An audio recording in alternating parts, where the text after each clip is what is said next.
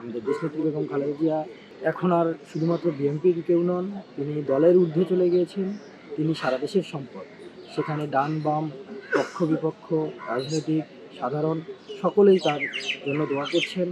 তার এই সংকটাপন্ন মুহূর্ত আমাদের কাছে খুবই হৃদয় বিদারক। ফ্যাসিবাদী সরকারের আমলে জেলের মধ্যে বন্দী ছিল, একটি মিথ্যা মামলায় কারাগারে অবস্থান করেছিল। এরপরেও তাকে বিভিন্নভাবে প্রলোভন দেখিয়ে দেশ ছাড়ার প্রস্তাব দেওয়া হয়েছিল, কিন্তু তিনি সেটি প্রত্যাখ্যান করেছেন এবং তিনি বলেছেন, এই বাংলাদেশই আমার ঘর, এই বাংলাদেশই আমার ঠিকানা, দেশের বাইরে আমার কোনো ঠিকানা নেই। আমরা চাই বাংলাদেশে তারেক রহমান আসুক।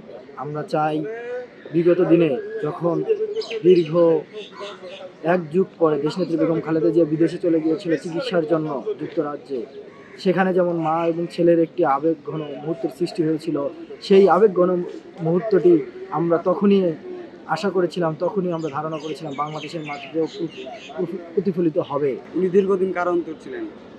ইন দিস টাইম যখন উনি মৃত্যুসজ্জায়, ঠিক সেই সময়ে দেশ এবং দেশের মানুষ, সকল দলমতের মানুষ আজ ওনার জন্য প্রার্থনায় বসে গেছে। এতে আমরা প্রতীয়মান হই যে কে ভালো মানুষ ছিল বা কে খারাপ মানুষ ছিল, কে দেশপ্রেমিক ছিল এবং কে দেশদ্রোহী ছিল। আজকে যখন এই 24 পরবর্তীতে যখন শেখ হাসিনা যখন ভারতে আশ্রয়রত অবস্থায় রয়েছে, ঠিক সেই সময় মৃত্যুসজ্জায় পতিত হওয়ার পরেও দেশনেত্রী খালেদা জিয়ার জন্য আজ একজন রিকশাওয়ালা থেকে একজন কোটিপতি, একজন সর্বনিম্ন স্তরের মানুষ থেকে সর্বোচ্চ স্তরের মানুষ, সকল ধর্মের মানুষ, হিন্দু মুসলিম বৌদ্ধ খ্রিস্টান সকল ধর্মের মানুষ আজ ওনার জন্য প্রার্থনায় বসে গেছে। তারেক রহমান কেন দেশে আসতেছেন না, এটা একটা মেজর ইস্যু হয়ে দাঁড়িয়েছে। বিভিন্ন দলের কিছু এজেন্ডার কারণে ওনারা এটা দেখাচ্ছে যে ওনার মা মৃত্যুসজ্জায়, কিন্তু উনি দেশে আসতেছেন না। এখন আপনারা দেখেন, উনি কি আসলে মানে ওনাকে কি সরকার নিরাপত্তা দিতে পারবে? আমরা যদি বর্তমান সিচুয়েশন চিন্তা করি, দেখেন ওনার ভাই মারা গেছে, উনি কিন্তু দেশে আসতে পারেন না। এটা মনোকষ্টের যে একটা জায়গা, এ কিন্তু একটা অপূরণীয় ক্ষতি ওনার জীবনের। এই ক্ষতি কিন্তু কোনোদিন পূরণ হবে না। ওনার যে মনোকষ্ট সেটা পূরণ হবে না। এরপর এখন ওনার মা মৃত্যুসজ্জায়, উনি কেন দেশে আসতেছে না? উনি দেশে আসার জন্য সর্বোচ্চ পরিমাণ চেষ্টা করতেছে, কিন্তু ওনার যে নিরাপত্তা শুধুমাত্র উনি ব্যক্তিগতভাবে যে একটা ব্যাপার, উনি একটা দলের প্রধান এই হিসাবে না, উনাকে এখন সারা দেশের দরকার। বাংলাদেশের এখন উনাকে প্রয়োজন, শুধু বিএনপির উনাকে প্রয়োজন বিষয়টা এমন না।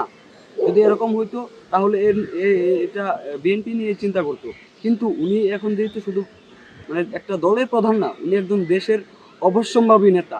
উনি যেহেতু আমাদের মানে দেশের নেতা, তাই উনার নিরাপত্তা নিয়ে আমরা অবশ্যই শঙ্কিত। আমরা চাচ্ছি উনার নিরাপত্তা যখন আমরা মনে করব, বা রাষ্ট্র যখন মনে করবে যে রাষ্ট্র উনার নিরাপত্তা দিতে 100% রাষ্ট্র উনার নিরাপত্তা দিতে পারতেছে, দেন উনি দেশে আসার চেষ্টা করবে। 1945 সালের 15 আগস্ট খালেদা জিয়া দিনাজপুরে জন্মগ্রহণ করেন এবং পরবর্তী সময়ে শহীদ প্রেসিডেন্ট জিয়া রহমানের সাথে বিবাহ বন্ধনে আবদ্ধ হন।